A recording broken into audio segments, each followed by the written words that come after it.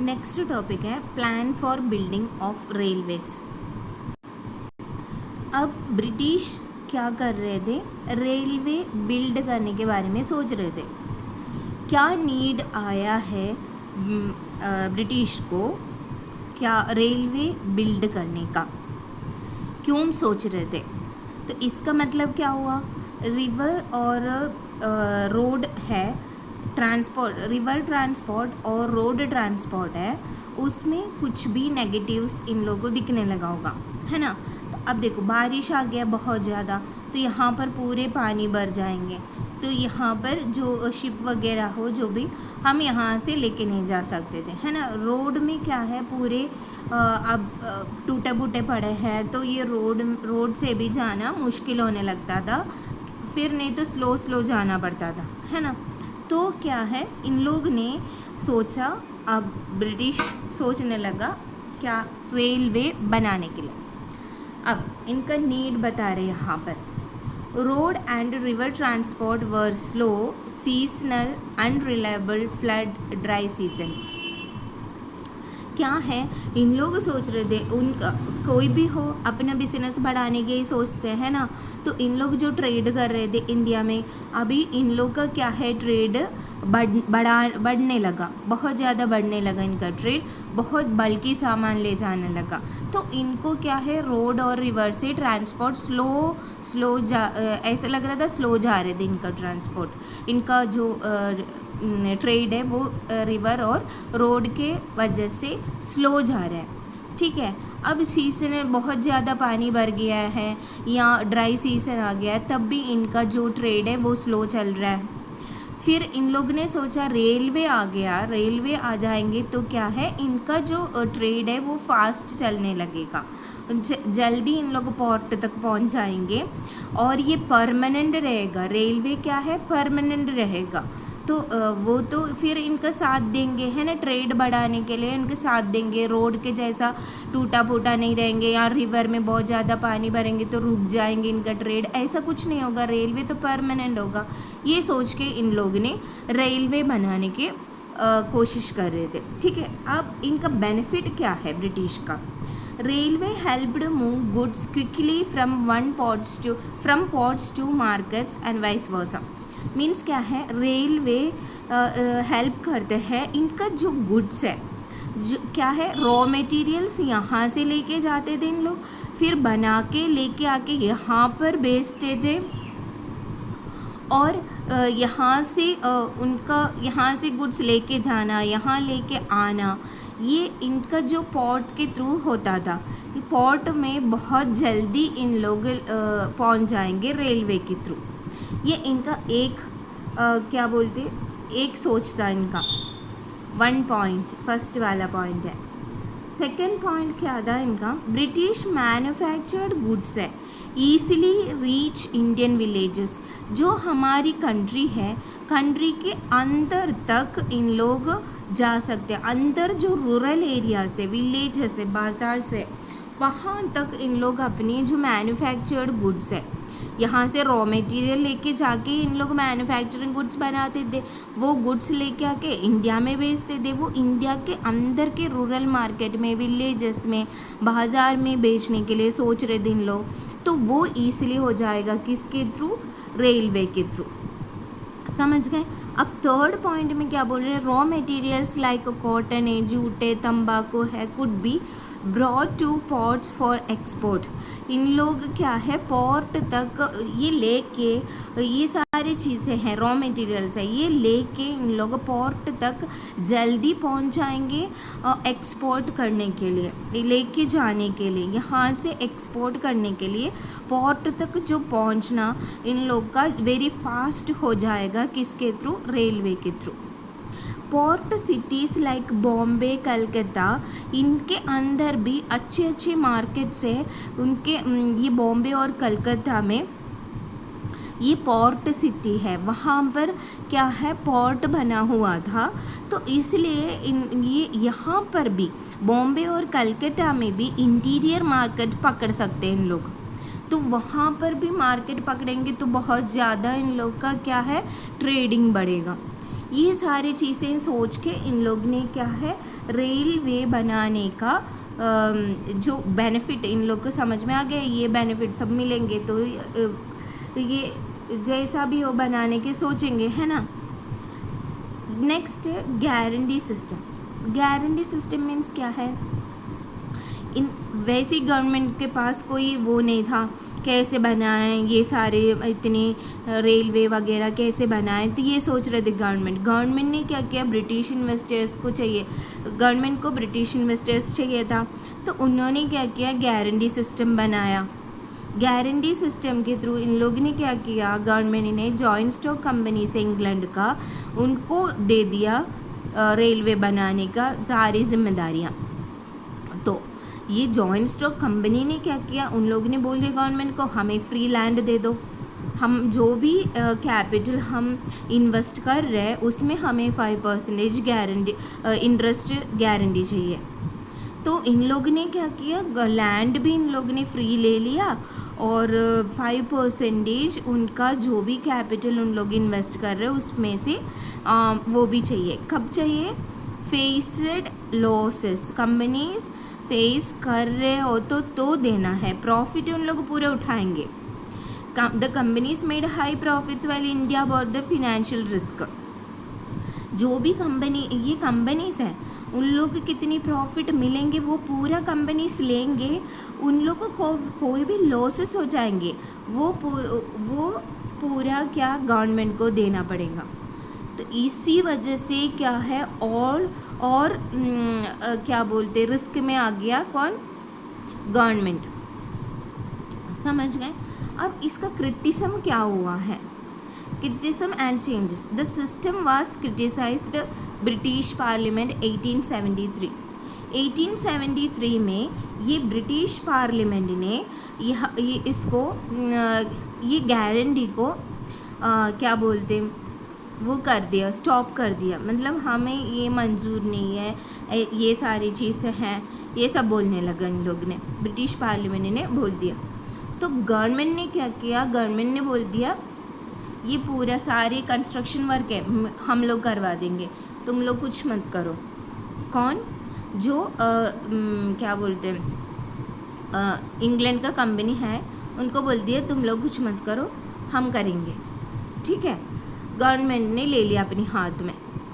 उसके बाद 1888 में प्रेशर में आके ब्रिटिश कैपिटलिस्ट का प्रेशर में आके फिर दे दिया उनको बनाने के लिए रेलवे, पर परसेंटेज कम करवाए इन लोगों ने, गवर्नमेंट ने परसेंटेज कम करके देने के लिए बोला हम लोग 3.5% ही देंगे।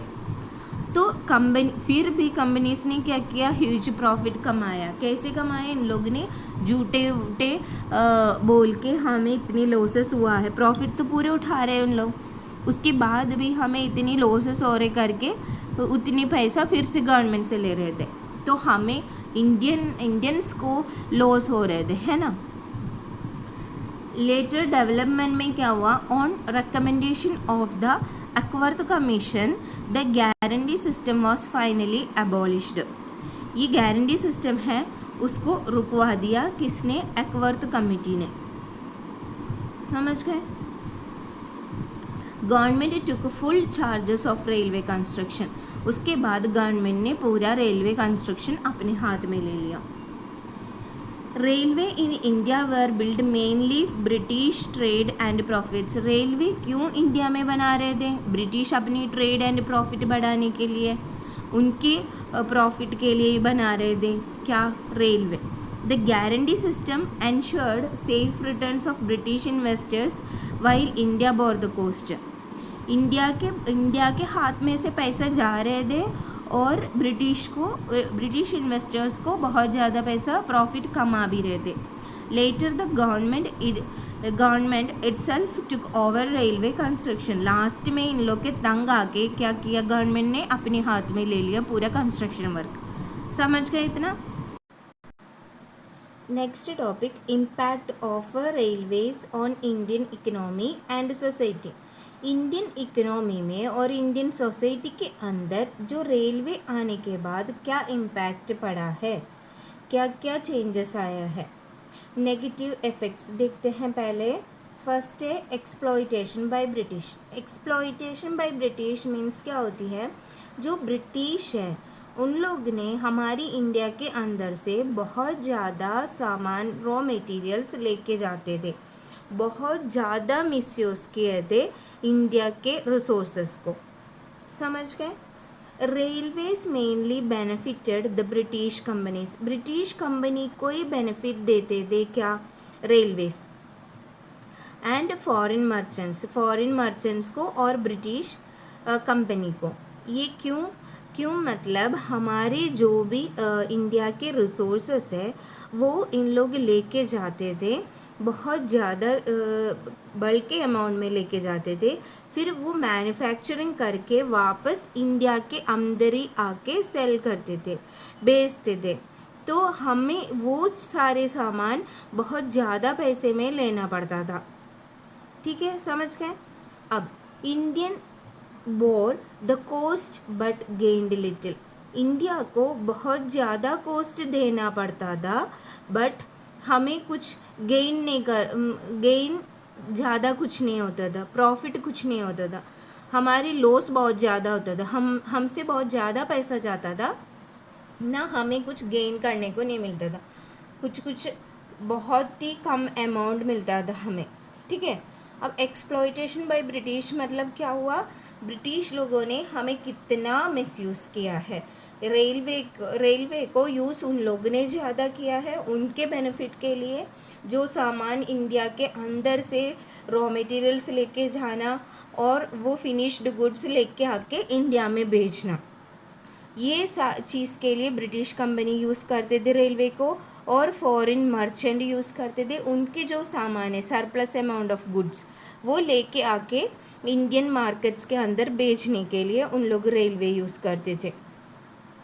और इंडिया को क्या होता था, इंडिया से बहुत ज़्यादा कॉस्ट होता था, कॉस्ट देना पड़ता था और हम कुछ गेन नहीं करते थे, बहुत ही कम अमाउंट गेन करते थे। समझ गए फर्स्ट पॉइंट। अब नेक्स्ट है इंक्रीज्ड पॉवर्टी। पहले ही इंडिया में पॉवर्टी था और इंक्रीज हो गया रेलवे आने के बाद। वो कैसे हो गया, हेवी टैक्सेस देना पड़ता था। किस चीज़ के लिए हेवी टैक्सेस ले रहे थे इंडियन से, रेलवे एक्सपेंसेस को कवर करने के लिए। जो रेलवे बनाने के कितनी एक्सपेंसेस हुई है, वो एक्सपेंसेस इन लोग किससे लेते थे, इंडियन से। तो हमसे बहुत ज़्यादा पैसा टैक्स के थ्रू इन लोग लेते थे, तो हमारे क्या है, ऑलरेडी पॉवर्टी थी वो और बढ़ गए थे, बुरी हालत में आ गए इंडिया। कार्ल मैक्स ने बोला था एक बार, क्या बोला था, यूजलेस टू द हिंदूज। किसके लिए, railway. Railways were useless to the Hindus. Hindus मतलब इंडियंस, इंडियंस को हिंदूज बोलते थे। ठीक है। तो इंडियंस को ही यूज़ करने नहीं मिल रहा था, रेलवेज बनाया तो इंडिया में बनाया था, हेवी टैक्सेस भी इंडिया से ले रहे थे, इंडियन से ले रहे थे रेलवे बनाने के, पर यूज़ भी इंडिया को नहीं करने, इंडियंस को नहीं करने दे रहे थे। कौन, ब्रिटिश। नेक्स्ट पॉइंट है for British trade and military. कौन यूज़ करते थे, railways carried raw materials. India के अंदर से जो भी रूरल एरिया से या विलेज से, वहाँ पर जो होता था जूट, टी, कॉटन वगैरह प्लांटेशन होता था, वहाँ से जो सामान है वो पोर्ट तक इन लोग क्या, रेलवे के थ्रू लेके जाते थे। क्या करते थे इन लोग, क्या करते थे, रेलवे को यूज़ करते थे, raw materials jute, T, cotton जैसे प्लांटेशन होते हैं ना, उसको लेके रेलवे के थ्रू पोर्ट तक लेके जाते थे, वहाँ से एक्सपोर्ट कर पाए, पोर्ट से फिर एक्सपोर्ट कर पाए। उसके बाद फिर क्या किया, imported British goods into Indian market. फिर इनका जो भी सामान है, ब्रिटिश से जो भी आते थे वो सामान क्या है, ब्रिटिश लोग जो भी सामान लेके आते वो भी पोर्ट तक लाते थे, पोर्ट से फिर रेलवे के थ्रू इंडियन मार्केट्स में लेके आके बेचते थे। They also move the army easily. Army को भी ईजिली मूव करने के लिए रेलवे यूज़ करते थे। समझ गए क्या है? For British trade and military, railways को यूज़ करते थे कैरिड रॉ मटेरियल्स को लेके जाने के लिए, जूट, टी, कॉटन जैसा, कहाँ तक? पोर्ट तक एक्सपोर्ट करने के लिए। फिर इम्पोर्टेड ब्रिटिश गुड्स पोर्ट तक आते थे, फिर वहाँ से इंडियन मार्केट में पहुँचाने के लिए भी रेलवे यूज़ करते थे। फिर उन लोग क्या यूज़ करते थे? आर्मी को ईजिली एक जगह से दूसरी जगह पर मूव करने के लिए भी रेलवे यूज़ करने देते थे। Discrimination in freight and travel, freight Indian traders paid higher freight charges than foreigners. Freight charges means क्या होती है?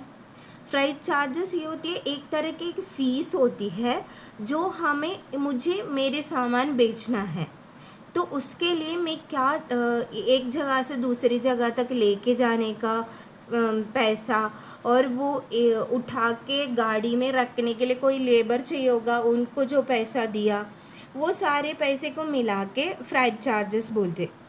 अब मेरे सामान, मैं इंडियन हूँ, तो मेरे सामान मुझे बेचना है, तो वो उसके लिए भी मुझे फ्राइट चार्जेस देना पड़ता था। मेरे जो सामान है वो मुझे बेचने के लिए भी मुझे फ्राइट चार्जेस बहुत ज़्यादा देना पड़ता था।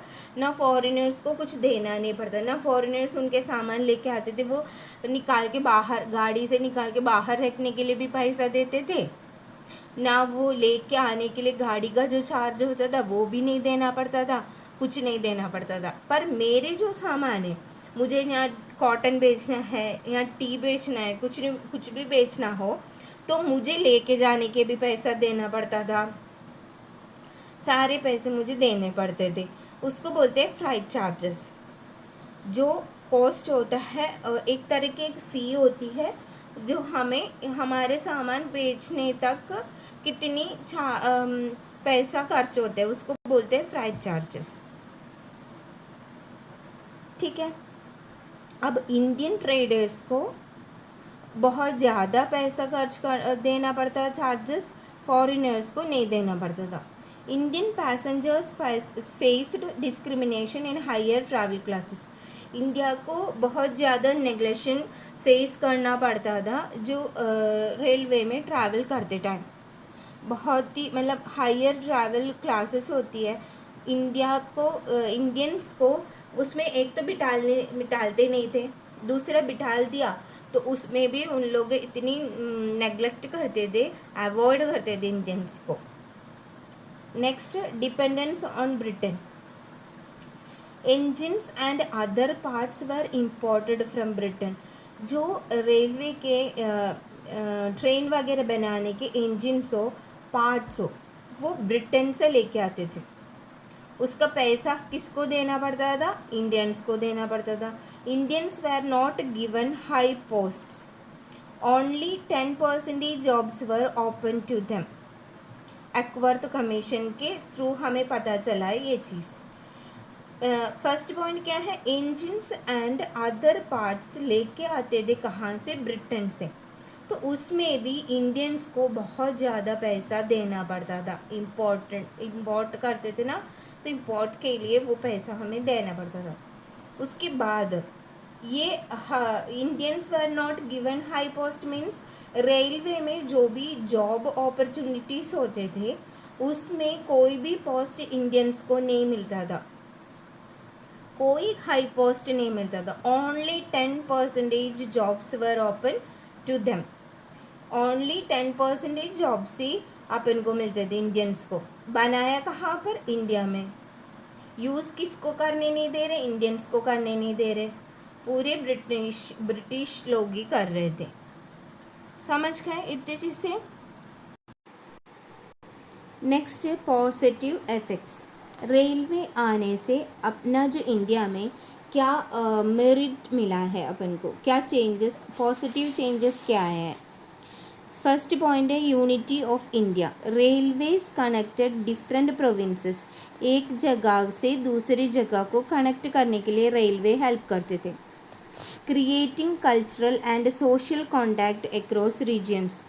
अब एग्जाम्पल में मैं कहीं जा रही थी, एक जगह से दूसरी जगह गई, मेरी कल्चर अलग है, दूसरे वहाँ पर मैं गई, वहाँ देखा तो कल्चर अलग है, और वहाँ पर सोसाइटी में इन लोग रह रहे थे। एक सोशल कॉन्टैक्ट मुझे वहाँ पर समझ में आ गया, तो उसमें मुझे कुछ अच्छा दिखा तो मैं अडेप्ट किया, तो मेरी जो पर्सनैलिटी है वो इम्प्रूव हो गया। वैसे ही एक जगह से दूसरी जगह लोग जाने लगा तो उनका कल्चरल जो डिफरेंसेस है वो भी समझ में आ रहे थे, अच्छी अच्छी चीज़ें हैं सीखने के लिए मिल रहे थे, उससे इंडिया थोड़े आगे बढ़ने लगा। नेक्स्ट है growth of cities. People migrated to urban centres like Calcutta, Bombay, Madras, giving rise to new towns and pan-India feeling। इसमें क्या बोल रहे हैं लोग, जो सिटीज़ है कलकत्ता, बॉम्बे, मद्रास जैसे जगह पर जाके रहने लगा, तो वहाँ पर न्यू सिटीज़ राइज किया, न्यू सिटीज़ आने लगा वहाँ पर, न्यू टाउन्स, तो वो एक पैन इंडिया फीलिंग देने लगे। मीन्स इंडिया थोड़े इम्प्रूव कर रहे थे, ऐसे लगने लगा इंडिया थोड़े इम्प्रूवमेंट में आ रहे हैं, इंडिया का जो कल्चरली है या सोसाइटी वाला जो सोच है वो सब थोड़ा सा आगे आने लगा, ऐसे लग रहे थे। Nationalism. Educated middle class could meet, exchange views and spread nationalist ideas. जो उस टाइम पे मिडिल क्लास लोग में एजुकेटेड लोग था, तो उन लोग क्या है अपनी व्यूज़ सबके साथ शेयर करने लगा, उनका जो आइडियाज़ है तो वो उन लोग बताने लगा, तो उन क्या है अपना जो नेशनलिज्म है वो बढ़ने लगा। Communication. Along with English education and newspapers, railways spread awareness among Indians, strengthens and the freedom movement। जो लोग हैं एजुकेटेड पीपल है, इंग्लिश जो उनको आता है या इंग्लिश न्यूज़पेपर्स जो पढ़ते हैं, इन लोग क्या करते थे अपने आइडियाज़ और ये सब क्या है ना सबसे डिस्कस करने लगा, तो लोगों के अंदर जो एक फ्रीडम का वो एक थॉट आने लगा, हमें भी फ्रीडम चाहिए, ये फ्रीडम के उस साइड तक खींचने लगा लोगों को, हाँ हमें भी फ्रीडम चाहिए, ये ब्रिटिश लोग इतने कमा के ले जाते हमसे, हमें इतने पैसे टैक्स वगैरह देने पड़ते हैं, ये सारी नेगेटिव्स और पॉजिटिव्स इन लोग डिस्कशन करने लगा, तो लोग अवेयर होने लगा। ठीक है। Railways in India mainly served British economic and political interest, but indirectly they helped Indians by uniting the country, encouraging nationalism, spreading modern ideas। ये इन लोग ने क्या बोलते हैं इनडायरेक्टली इंडियंस को भी हेल्प मिल रहा था, किससे, रेलवे से। समझ गए इतनी चीज़ें। नेक्स्ट पॉइंट है British effect of British revenue policy on patients, artisans, poverty and famine. British revenue policy के थ्रू जो फार्मर्स हैं, आर्टिसंस मीन्स जो मिट्टी के बर्तन बनाते हैं उन लोग, पॉवर्टी में, और फेमाइन मीन्स जो भी चीज़ें खाने पीने का भी नहीं था उसको बोलते हैं। ठीक है, इसमें क्या क्या प्रॉब्लम्स आती थी इसमें, तो हमें ये देखना है effect of British revenue policy on patients, artisans, poverty and famine. Opening of Indian markets. Opening of Indian markets means ये नहीं होती है हमारी अपॉर्चुनिटीज़, इंडियंस का अपॉर्चुनिटीज़ मिल जाते हैं इंडियन मार्केट के ओपन होने से, ऐसा कुछ नहीं है। इंडियन मार्केट ओपनिंग मीन्स ये होती है हमारी कोई भी ब्रिटिश कंपनी हो, उनके फैक्ट्री ने बहुत ज़्यादा सरप्लस अमाउंट में गुड्स प्रोड्यूस किया, फिर उनको वो सेल आउट करने के लिए कोई जगह मिला नहीं है, तो उन लोग ने क्या किया इंडियन मार्केट में लेके आके बहुत ज़्यादा पैसे में बेच देते थे। उसको बोलते हैं opening of Indian markets, Indian market के ओपनिंग, ठीक है। वो मुग़ल के टाइम पे क्या है, बहुत ज़्यादा बाहर की कंट्रीज़, फॉरेन कंट्रीज़ आते जाते रहते थे हमारे इंडिया में। बहुत ज़्यादा फॉरेन कंट्रीज़ ट्रेड करने आते थे इंडिया में। किसके टाइम पे? मुग़ल के टाइम पे, ठीक है। अब मुग़ल के टाइम पे ये हुआ, कोई भी फॉरेन कंट्रीज आते थे, जाते थे, सामान ले जाते थे, फिर रॉ मटेरियल्स ले जाते थे, बना के लेके आके यहाँ पर इंडिया में बेचते थे, सब करते थे। कब? मुग़ल के टाइम पे। After the industrial revolution, industrial revolution मतलब क्या होता है, इंडस्ट्रीज़ या फैक्ट्रीज आने लगे थे बहुत ज़्यादा, तो वो मैन मेड चीज़ें होती हैं उसको रिप्लेस किया। मशीन्स आने लगे बहुत ज़्यादा, फैक्ट्रीज आने लगे बहुत ज़्यादा। तो ये इंडस्ट्रियल रेवोल्यूशन के टाइम पे मैन मेड चीज़ें हैं, होम मेड चीज़ें हैं, उनको रिप्लेस किया किसने? मशीन ने एंड फैक्ट्रीज ने, ठीक है। अब ये फैक्ट्रीज क्या करते थे, सरप्लस अमाउंट, बहुत ज़्यादा surplus amount of goods produce करते थे। तो ये बेचने के लिए इनके पास कहीं जगह नहीं था। ये सरप्लस गुड्स को कहाँ बेचें, तो इनके पास जगह नहीं था। तो after the industrial revolution British factories produced surplus goods. British factories, ये इंडस्ट्रियल रेवोल्यूशन के टाइम पे न्यू न्यू मशीन्स आ गए थे, तो इन लोगों ने बहुत ज़्यादा गुड्स प्रोड्यूस करने लगे थे। तो वो सरप्लस अमाउंट हो गया, तो वो बेचना है, इनको सेल करना है, तो वो कहाँ करेंगे? इंडियन मार्केट में ही करेंगे, है ना। ये लैंकाशायर एंड मैनचेस्टर मर्चेंट्स ने फोर्स किया किसको? ब्रिटिश पार्लियामेंट को ओपन करने के लिए इंडियन मार्केट्स को। Ending the east India companies monopoly, in east India company का मोनोपोली के बाद इन लोग ने कैसे हाथ में पूरे कंट्री को हाथ में पकड़ा था, पूरे कंट्री का जो कंट्रोल है वो उनके हाथ में था, ईस्ट इंडिया कंपनी का। उनके बाद ये लैंकाशायर एंड मैनचेस्टर मर्चेंट्स हैं, ये दो कंट्रीज है, वो यूरोपियन कंट्रीज है। उन लोग क्या है, फोर्स करते थे ब्रिटिश पार्लियामेंट को इंडियन मार्केट्स को ओपन करने के लिए। Next, import of Indian goods into England. England में जो इंडियन गुड्स जाते थे, फाइन टेक्सटाइल्स, मतलब ये सिल्क वगैरह होते हैं ना, ये सब कहाँ लेके जाते थे? इंग्लैंड में लेके जाते थे। Was restricted to protect British industries. ये ब्रिटिश लोग क्या करते थे, पूरे जो रॉ मटेरियल्स है या अच्छे अच्छे गुड्स है, ये पूरा इंडिया के अंदर का सारे रिसोर्सेस है, उन लोग अपने साथ ले जाते थे इंग्लैंड। तो उसमें भी रेस्ट्रिक्शन करने के लिए किसने बोला? लैंकाशायर मैनचेस्टर मर्चेंट्स ने बोला। समझ गए इतने? Heavy duties and restrictions, India के अंदर इन लोग, इंडिया के ऊपर क्या है, हेवी ड्यूटीज एंड रेस्ट्रिक्शंस कर दिया था।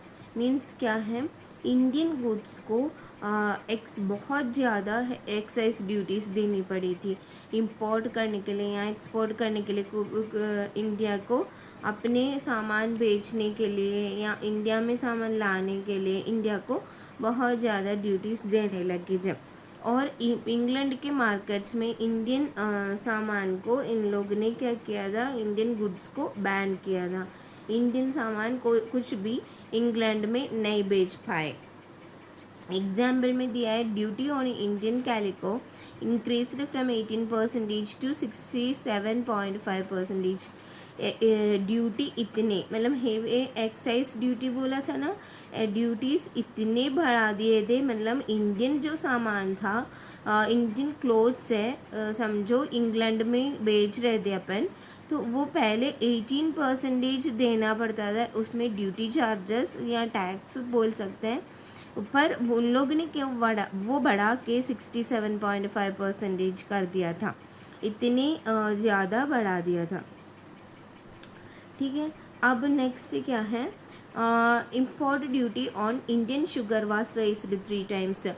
ऐसी इम्पोर्ट ड्यूटी शुगर के ऊपर इन लोग ने 3 टाइम्स बढ़ा दिए थे, 3 टाइम्स बढ़ा दिया Indian duty, import duty Indian sugar के साथ, इंडियन शुगर में, ठीक है। Meanwhile British goods entered India freely, हमें क्या है पैसा, बहुत ज़्यादा पैसा देना पड़ता था हमारे सामान इंपोर्ट करने के लिए या एक्सपोर्ट करने के लिए।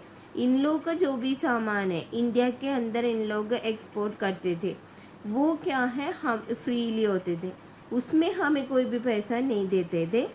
पर हम जो भी सामान बेचना हो या लेना जो भी हो, तो उसमें हमें बहुत ज़्यादा पैसा देना पड़ता था, समझ गए। नेक्स्ट, चार्टर एक्ट ऑफ 1813 में 13 के वजह से क्या क्या हुआ है। Ended companies trade monopoly in India, companies क्या करते थे, बाहर की जो कंपनीज है वो अपने हाथ में ले लिया था पूरा जो इंडियन मार्केट है, उनका जो ट्रेड है वो अपने हिसाब से वो चलाते थे। हम लोग जो रेट बोलेंगे वो रेट हर जगह चलेगा, ऐसे एक मोनोपोली टाइप नहीं होता है सबके ऊपर सबके सर पर चढ़ के बैठना, वो होता है मोनोपोली, उसको ख़त्म कर दिया था। Enter companies trade monopoly in India, India के अंदर जो भी मोनोपोली ट्रेड करते थे वो कंपनीज को एंटर ही नहीं करने दिया, उनका जो ट्रेड है वो ख़त्म कर दिया। उसके बाद open India to private English merchants, English merchants only, English merchants कोई प्राइवेट इंग्लिश मर्चेंट्स को इंडियन मार्केट ओपन दिया था। इन पर क्या हुआ, इंडियाज़ टेक्सटाइल इंडस्ट्री सफ़र किया था बैडली, बहुत बैडली तरीके से, मतलब इंडिया की जो क्लोथ का मार्केट है वो बहुत बैडली सफ़र किया था, क्योंकि वो कॉम्पिट नहीं कर पाते थे। वो क्या है, चीप रेट में जो फैक्ट्रीज है इंग्लैंड का, वो फैक्ट्रीज चीप रेट में जो क्लॉथ मेड करके लेके आते थे, उसके साथ कॉम्पिट करना इंडियन टेक्सटाइल इंडस्ट्री के साथ नहीं होता था इंडिया इंग्लैंड के चीप रेट ऑफ क्लॉथ के साथ कॉम्पिट करना, बीट करना। तो इसलिए इंडिया के टेक्सटाइल का जो मार्केट है वो बहुत बुरी तरीके से लॉस होते जा रहे थे, ठीक है, समझ गए। Next, impact on Indian economy, Indian economy में क्या इंडियन फिनेंशियल जो प्रॉब्लम्स हैं उसमें कम हुआ या फिनेंशियल प्रॉब्लम्स बढ़ा दिया, क्या हो गया इंडियन इकोनॉमी को, किसकी वजह से, मोनोपोली को ख़त्म कर दिया और फिर क्या हुआ था, इंग्लिश मर्चेंट्स को आने दिया था। उसके बाद इंग्लिश मर्चेंट क्या करते थे, इंग्लैंड की जो फैक्ट्री में चीप रेट का क्लॉथ होते थे वो लेके आते थे, उसको उसके साथ बीट करना इंडियन टेक्सटाइल इंडस्ट्री को प्रॉब्लम होते थे, उतनी चीप रेट पे अपन नहीं दे सकते थे। इसलिए इंडियन इकोनॉमी में क्या क्या प्रॉब्लम्स हुई है वो हम देखते हैं।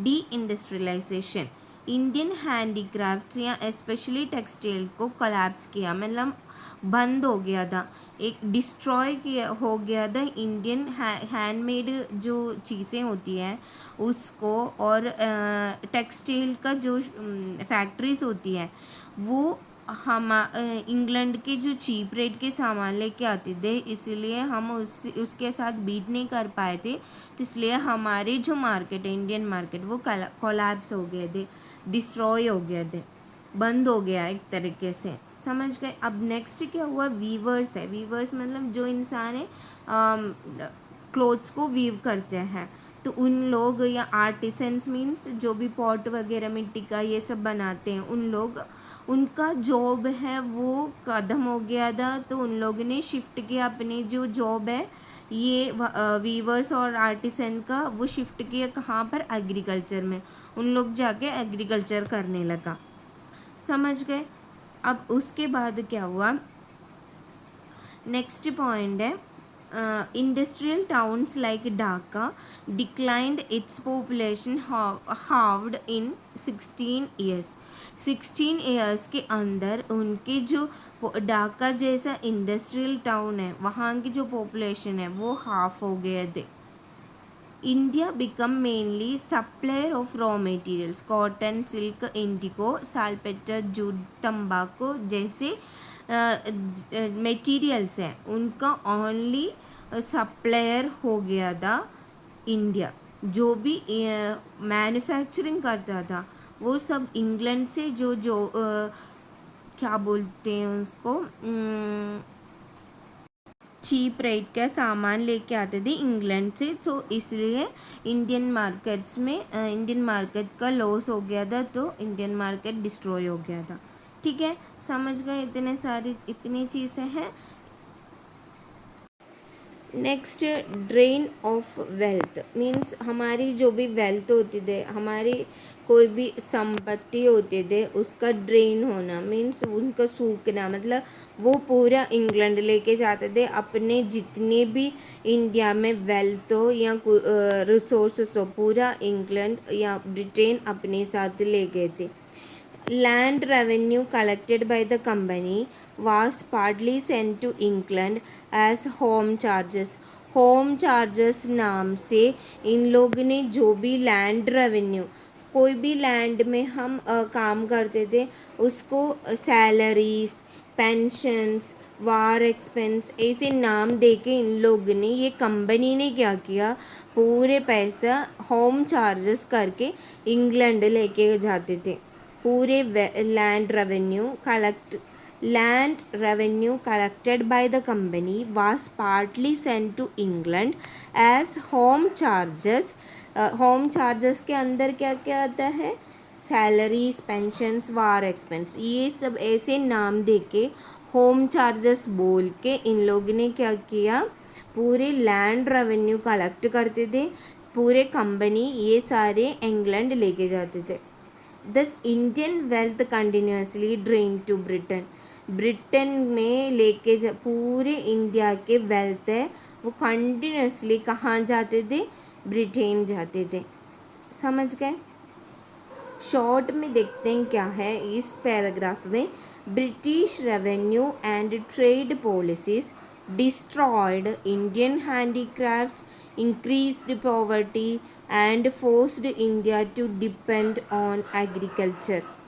India became a market for British goods and supplier of raw materials while wealth was drained away to England.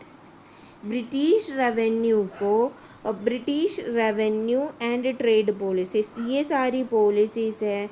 British की जो मार्केट है, ट्रेड है, वो सब इंडिया में लेके आने के बाद क्या हुआ, इंडिया की जो मार्केट, इंडिया के जो मैन्युफैक्चरिंग प्रोग्राम्स था, फैक्ट्रीज था, वो सब डिस्ट्रॉय हो गया. इंडियंस को हैंडीक्राफ्ट वगैरह या टेक्सटाइल वगैरह होते थे, ये सब बंद करना पड़ा. पॉवर्टी बढ़ गए थे, तो इन लोग वापस क्या एग्रीकल्चर करने में मजबूर हो गए थे. India become a market for British goods. India क्या रह गए थे, इंडियन मार्केट ब्रिटिश गुड्स को सेल करना और इंडिया से रॉ मटेरियल लेके जाने का एक मार्केट बन गए थे. बस इंडिया के सारे वेल्थ इंग्लैंड लेके जाते थे. समझ गए. ओके स्टूडेंट्स, अभी जितना अपन ने पढ़ लिया है उसमें कुछ भी डाउट्स है या मुझे कुछ और इम्प्रूव करना है या कुछ तुम लोग का सजेशन वगैरह हो, वो सब कमेंट में मुझे बता देना. Thank you.